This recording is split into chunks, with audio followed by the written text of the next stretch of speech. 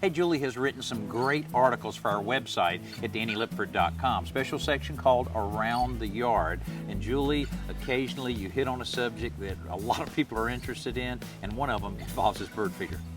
This has been a very popular topic because we all love to feed the birds, but we don't always love to feed the squirrels and the raccoons. Right. So I have instructions for a simple project for a baffle that is squirrel-proof and raccoon-proof. Yeah. The baffle itself is made out of stovepipe, a 2-foot section with a cap for the end.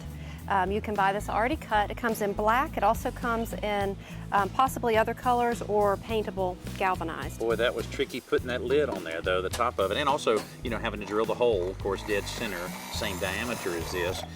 Ooh, there it went. And then it took a little while for us to get that on, didn't it? It really was tough. You kind of have to work that on there, but once you get it, you use some self-drilling screws to attach it around the edges, and you are ready to install. Slip it over here. Let's see if I can guide it through there. There we go. And it rests down there. This goes back on top.